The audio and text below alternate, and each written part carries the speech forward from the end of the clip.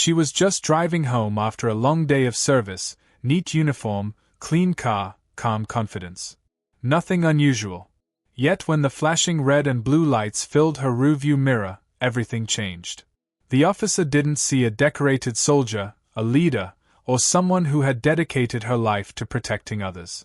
He saw a black woman behind the wheel of a luxury car, and assumed the worst. At first, she thought it was a routine stop. But his questions, his tone, the disbelief in his eyes, they told another story. One rooted in suspicion, not safety. One she'd seen before but never expected to face in her own uniform. What happened on that roadside would leave him speechless, the crowd watching in stunned silence. Because when she finally stepped out of the car, the truth shattered every assumption he had. This isn't just about one traffic stop, it's about what happens when judgment wears a badge. This isn't just her story, it's a reality millions face every day. Tell me, where are you watching from? I want to hear your thoughts. She had always carried herself with quiet pride, a lifetime of discipline and achievement etched into every step. Colonel Aisha Bennett was no stranger to responsibility. Years in the service had taught her precision, patience, and the kind of calm confidence that comes only from knowing she had earned every honor pinned to her uniform. Her days were filled with schedules, briefings, and late-night paperwork, but she thrived on it. This life, structured and demanding, was hers, and she navigated it with dignity. That evening, she was driving home after a long day at the base. The sky was a deep, fading blue, the roads mostly empty. Her mind wandered to dinner plans, a call she needed to make to her mother, and the small comforts of home. Nothing seemed out of the ordinary.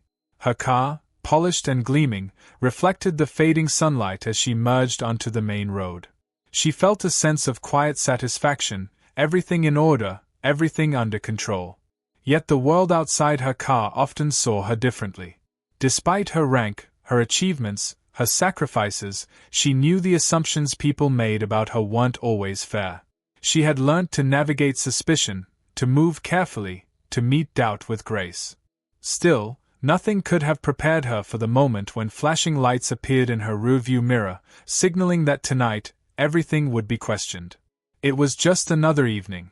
But in that instant, the calm rhythm of her life was about to collide with a prejudice so stark it could stop anyone in their tracks.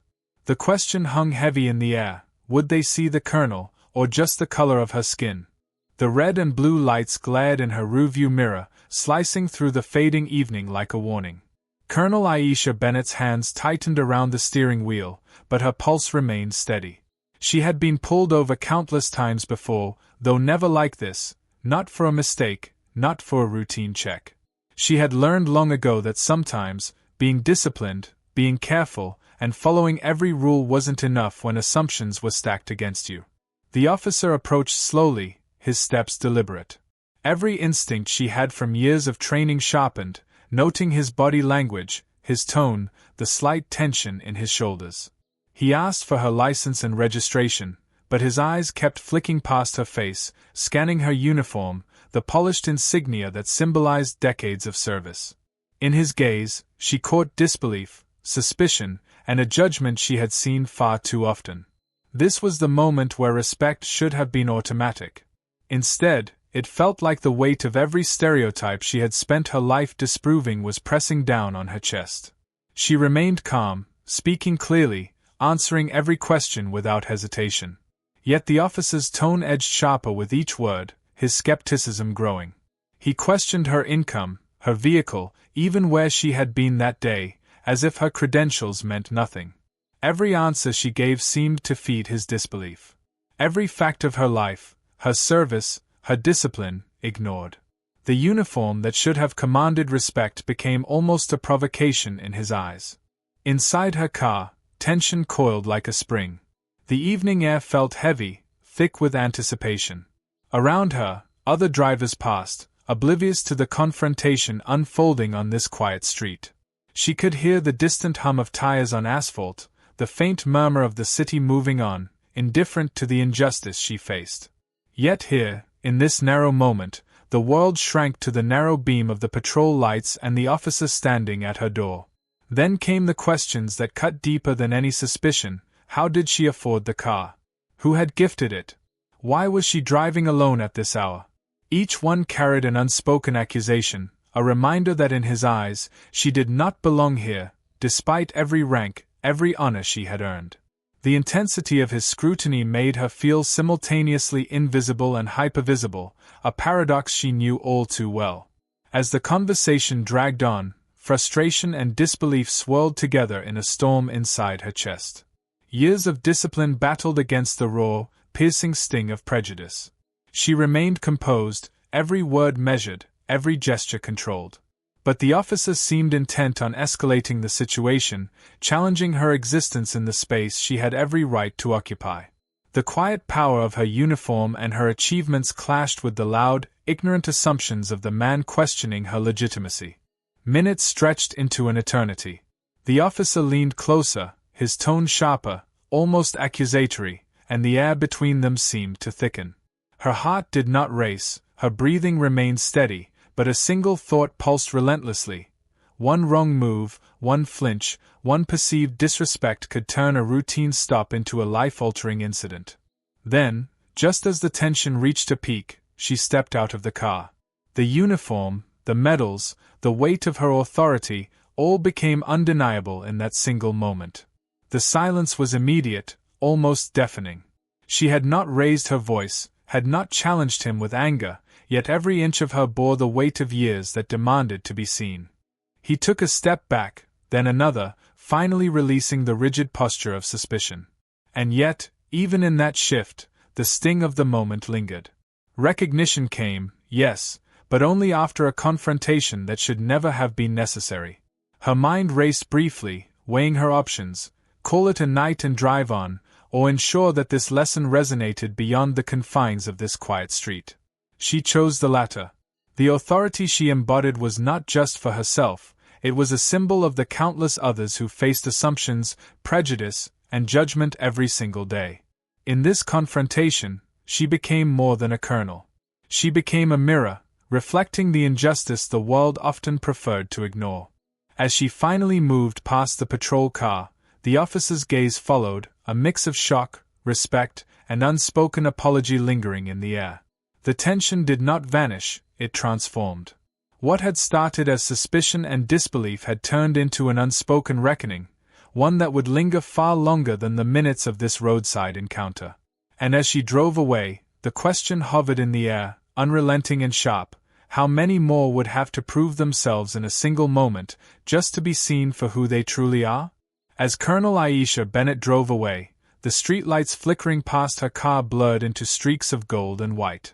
The officer's disbelief still lingered in her mind, a sharp reminder that even the truth, even authority, and even honor could not always shield someone from prejudice.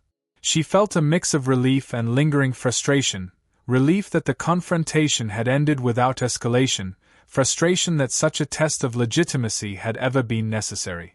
The medals on her uniform gleamed under the dashboard lights, silent witnesses to decades of service, courage, and sacrifice.